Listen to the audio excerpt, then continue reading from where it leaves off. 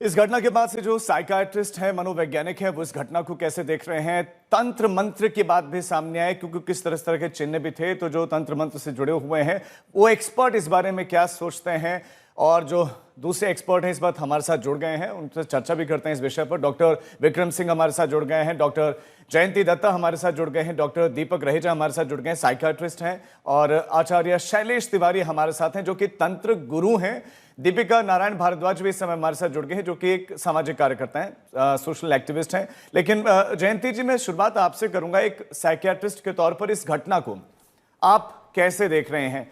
क्या इच्छाओं की पूर्ति ना होना या सौरभ से ये प्यार नफरत में कैसे तब्दील हो गया, और नफरत भी इस हद तक कि कत्ल कर दिया, प्लानिंग के तहत कत्ल कर दिया?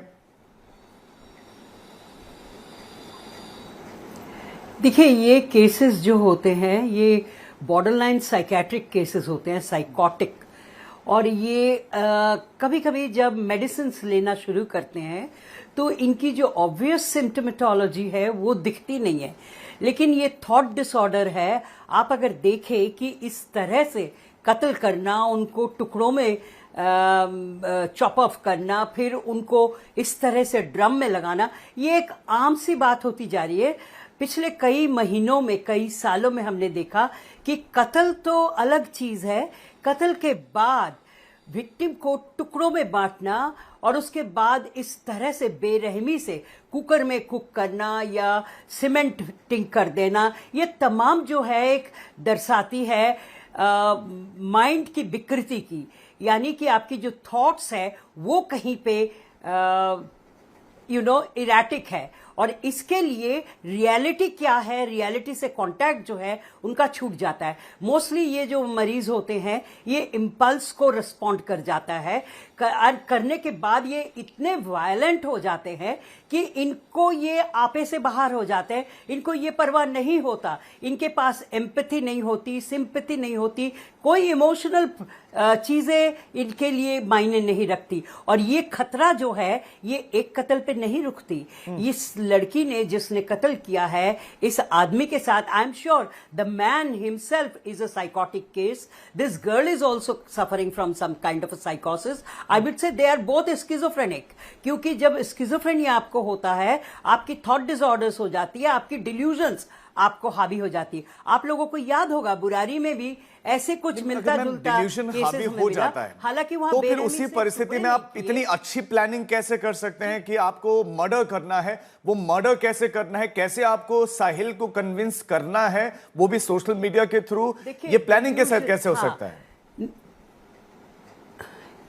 ये हो जाता है क्योंकि आपकी जो डिल्यूजन है ये बड़े ऑर्गेनाइज्ड मायने में सामने रहती है आपके दिमाग में, और आप इसको बखूबी अंजाम दे सकते हो। आप अगर बुरारी कांड का मैं जिक्र कर रही थी, वहां पे भी देखिए अक्सर जो पैरानॉइड स्किज़ोफ्रेनिया होते हैं या पैरानॉइड केसेस हमारे होते हैं, वो बखूबी इंटेलिजेंस उनके पास होती है, इसे ऑर्गेनाइज कर सकते हैं और इस तरह से करना, और उसके बाद देखिए उनको कोई फर्क नहीं पड़ा, वो अपने टूर पे निकल गए।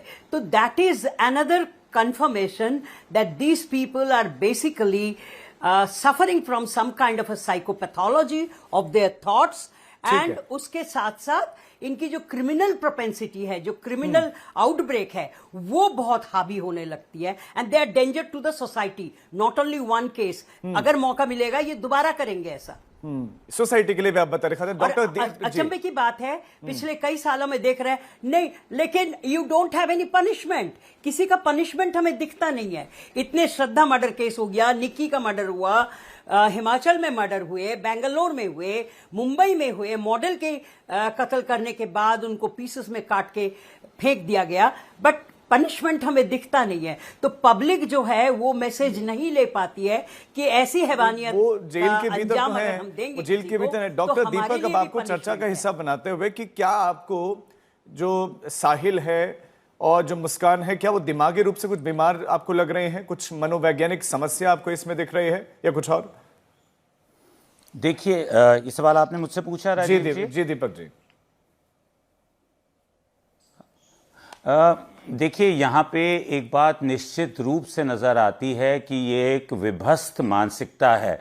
वो क्या मानसिकता है, क्या बीमारी है, उस पर आई थिंक टिप्पणी करना अभी प्री मैच्योर होगा। लेकिन ये एक बहुत बीमार मानसिकता है, ये एक पूरी तरह से प्री मेडिटेटेड षड्यंत्र का हिस्सा है। यहाँ पे पैरानॉर्मल, जादू टोना, तंत्र मंत्र का एंगल भी आप ऑब्लिविएट नहीं कर सकते, उसको निकाल नहीं सकते, क्योंकि ये जो शख्स है साहिल, ये कई बहुत गूढ़ रूप से एक ऐसी मानसिकता का ग्रस्त था जहाँ पे वो अपनी मृतक माँ से, जिसका निधन 18 साल पहले हो गया था, उससे बातचीत करता था। उसने ये क्लेम किया कि उसकी माँ ने उसको ये आदेश दिया कि सौरभ का वध होना चाहिए। जब वध, सो कॉल्ड वध, जो मर्डर हुआ, इतना घृणात्मक जो हत्याकांड हुआ, उसमें पहला वार जो है वो इस लड़की से कराया, और उसके बाद उसके सर को धड़ से अलग किया, उसकी हथेलियां काटी और उनको लेके चलता बना घर चला गया। और जैसा डॉक्टर जयंती भी कह रही थी कि इस सारे कांड को अंजाम देने के बाद जब सीमेंट खरीदा गया, उसको सीमेंट में एक ड्रम के अंदर दफना दिया, और उसके बाद दोनों छुट्टी पे निकल गए। वो मनाली जा रहे हैं, हिमाचल में घूम रहे हैं 13 दिन की छुट्टी पे। तो और यहाँ पे एक बहुत रिग्रेट वाला फील क्यों नहीं है? ये भी शायद संकेत आ रहे हैं। यहाँ पश्चाताप वाली कोई भावना नहीं है कि हमने कत्ल कर दिया है, वो वाली फीलिंग नहीं है। नहीं सर, वो पश्चाताप, एम्पैथी कहीं डॉक्टर जयंती ने अभी बिल्कुल बखूबी कहा। ऐसे शख्स जो हैं, ऐसी मानसिकता, ऐसे व्यक्तित्व, ऐसी पर्सनालिटी के होते हैं कि उन्हें कहीं गिल्ट नहीं होती, उन्हें किसी तरह की एम्पैथी नहीं होती। ये एक तरह के साइकोपैथिक एंटी सोशल कैरेक्टर्स हैं जो कि अपनी भावनाओं की, अपनी सोच की पूर्ति में इतने विलीन होते हैं कि उन्हें उसके अलावा कुछ नजर नहीं आता। और यहां पे भी इन दोनों को बिल्कुल कुछ भी नजर नहीं आया, कोई गिल्ट नहीं किसी भी तरह। और बड़ा एक प्री मेडिटेटेड तरीके से दवाएं खरीदी गई, उन एंटी एंग्जाइटी गोलियों को घोल मिला के उसको सौरभ को पिलाया गया, फिर कैसे उस पे वार हुआ, उसको मारा, और उसके बाद ये होली खेल रहे हैं, छुट्टी मना रहे हैं, 13 दिन हिमाचल में घूम के आ रहे हैं। तो दिस इज एब्सोल्युटली ये एक साइकोपैथिक मानसिकता है, एक बहुत विकृत मानसिकता है। इसको जनरलाइज, ये रोकटे खड़े कर देने वाली एक घटना है जिसमें शायद कई संकेत हैं। मैं आगे आपके पास आऊंगा कि ये धीरे धीरे डेवलप होती है या फिर कैसे ये सब हुआ कि इस स्थिति तक ये लोग पहुंच गए कि तंत्र मंत्र की बात भी आ रही है। इस समय आचार्य शैलेश तिवारी जी में हमारे साथ हैं। जब वध का जिक्र हो रहा है, और वध क्या यहां बलि का प्रतीक है? तंत्र मंत्र में इसका किस तरह से इस्तेमाल होता है, पहले आप ये समझाएं, फिर मैं तांत्रिक जो चिन्ह आए हैं उनके बारे में बताएं कि ये क्या दर्शा रहे हैं। क्योंकि ये साहिल के कमरे से मिले, जो वहां तांत्रिक चिन्ह थे, कुछ अजीब से वाक्य लिखे हुए थे, कुछ इस तरह की वहां पर पेंटिंग्स थी, वो क्या दर्शा रहे हैं, क्या है बता रही हैं वो? देखिए राजीव जी, हमारे यहाँ तंत्र में 10 महाविद्या तंत्र है, और विदेशों में बुड्डू जादू और काला जादू और बंगाली तंत्र का लोग विशेष रूप से प्रयोग करते हैं। हमारे यहाँ 10 महाविद्या तंत्र है, बड़वानल तंत्र है, राममाला तंत्र है, और ऐसे बहुत सारे वैदिक तंत्र हैं जिससे मनुष्य के जीवन में खुशियों की प्राप्ति कराई जाती है। ठीक उसी प्रकार जो बुड्डू जादू होता है, तंजानिया में इसका सबसे ज़्यादा प्रयोग लोग करते हैं, साउथ अफ्रीका में, और मयोंग भारत का तंत्र की नगरी कही गई है। मयोंग एक डिस्ट्रिक्ट है असम का, वहाँ पर विशेष रूप से तंत्र का प्रयोग करते हैं लोग। तंत्र में मारन, सम्मोहन, उचाटन, वशीकरण, इन सब को किया जाता है। मारन में, दक्षिण पंथी तंत्र में मारन मन के अंदर की गंदगी, मन के अंदर के पाप को मारा जाता है, जबकि वाम पंथ में लोगों की हत्या करते हैं, जीव की हत्या करते हैं, चाहे वह बकरे की बलि दे, भैंस की बलि दे या आदमी की बलि दे। तो बलि और वध तंत्र में उसे कहते हैं जिससे आपको बहुत ज़्यादा नफरत है। बलि उसे कहते हैं जिससे आप किसी देवी को प्रसन्न करने की ताकत दिखाते हैं, प्रसन्न करने की मुद्रा दिखाते हैं।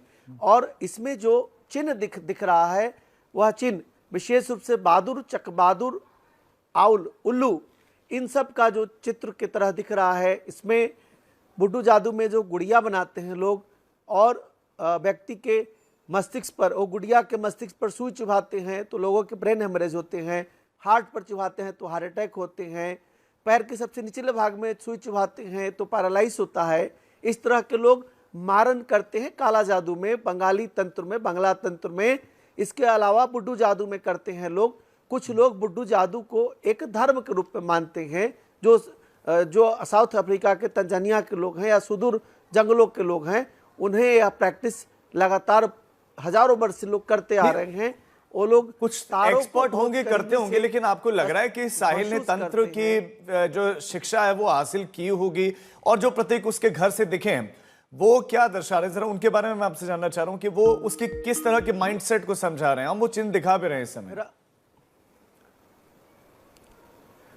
राजीव जी, इसमें मुझे ऐसा लगता है अधजल गगरी छलकत जाए। यह व्यक्ति तंत्र मंत्र को थोड़ा बहुत पढ़ा होगा और गलत तरीके से प्रैक्टिस करके इस तरह के, यह साक्षात हत्या है और ऐसे लोगों को सख्त से सख्त सजा होनी चाहिए, ऐसे लोगों को फांसी होनी चाहिए। तंत्र का इसे नॉलेज कहीं पढ़ लिख करके छोटा मोटा कहीं गूगल से और कहीं कहीं से सीखा होगा व्यक्ति, लेकिन इसे तांत्रिक नहीं कह सकते, इसे तंत्र गुरु नहीं कह सकते।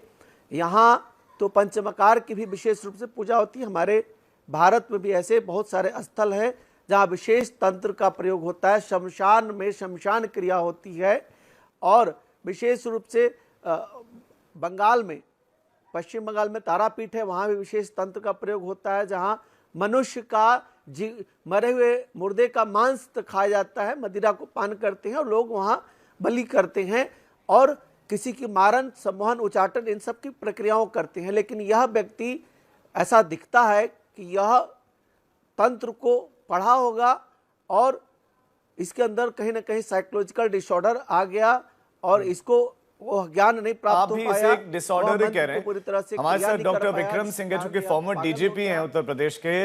डॉक्टर विक्रम, पुलिस की नजर में पहले मैं जानना चाहूंगा कि क्या एक ओपन एंड शॉर्ट केस है कि एक मर्डर हुआ है, या पुलिस और डीपली इन्वेस्टिगेट करती है कि मर्डर क्यों हुआ?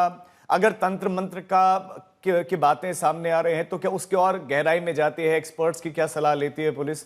आपको क्या लग रहा है इस केस में? नमस्कार राजीव जी, सभी विद्वान पैनलिस्ट को नमस्कार। देखिए, जहां पर ये तंत्र मंत्र जादू टोना समाप्त होता है, वहां से पुलिस इन्वेस्टिगेशन शुरू होता है। सभी का सम्मान करते हुए, बड़ी इज्जत के साथ में प्रणाम करते हुए, ये वासना, उपभोक्तावाद और महत्वाकांक्षा का सबसे नग्न स्वरूप है। और बड़े बड़े इस तरीके के जो भूत प्रेत विशेषांक पढ़ करके आते हैं, थाने में 24 घंटे इंट्रोगेशन के बाद सब आ जाते हैं लाइन पे। Lie detector test, polygraph test होने के बाद मालूम पड़ जाता है आपने ड्रम खरीदा, जो चाकू खरीदे, आदमी जैसे कुत्ता काटता है वैसे आपने अपने पति को काटा, और उसके बाद आप हनीमून मनाने चले गए मनाली 54,000 देके। टैक्सी वाले के साथ ऐसे माधुर्य, भैया मेरे लिए केक ले आओ, भैया मेरे कमरे में रख दो, और उस लंपट के लिए आपने केक मंगाया, बर्थडे सेलिब्रेट कर रही हैं। आपकी कोई भावना ना अपने स्वर्गवासी पति के लिए, कोई भावना अपनी बच्ची के लिए नहीं, कोई भावना नहीं। आपका केवल नग्न वासना, नग्न महत्वाकांक्षा और उपभोक्तावादी। और इसका इलाज यही है। पुलिस इन्वेस्टिगेशन कहते हैं cold blooded deliberate murder. Cold blooded deliberate murder में मोटिव, एक्विजिशन ऑफ वेपन यानी चाकू, आपने ये जो ड्रम खरीदा, ड्रम के साथ साथ मिडाजोलैम के आपने इंजेक्शन खरीदे, ये सब दिखाता है कि आपका दिमाग पूरी तरीके से चाक चौबंद और दुरुस्त था। आपके दिमाग की वायरिंग बिल्कुल ठीक थी, और उस वायरिंग के चलते हुए एक पेशेवर हत्यारे की तरह मैं सिडनी शेल्डन की एक उपन्यास the other side of midnight, लगभग ऐसा ही प्रेम प्रसंग, और प्रेम प्रसंग में हत्याकांड और उस तरीके की चीजें आती है। तो पूरे विश्व में इस तरीके के घटनाक्रम हो रही है। डॉक्टर जयंती दत्ता जी ने अपने विद्वतापूर्ण वक्तव्य में बताया कि कितने केसेस हो गए, और दंड के अभाव में इस तरीके की घटनाएं बढ़ती जा रही हैं। लेकिन जिसमें विवेचना अगर अच्छी तरीके से की जाए तो निश्चित दंड और फांसी सुनिश्चित हो सकती है, मुझे कोई संदेह नहीं है। एक अच्छी विवेचना इसमें करके फास्ट ट्रैक कोर्ट में डाल दे तो दोनों को फांसी की सजा हो सकती है, और होनी भी चाहिए, जो कि एक मिसाल कायम हो।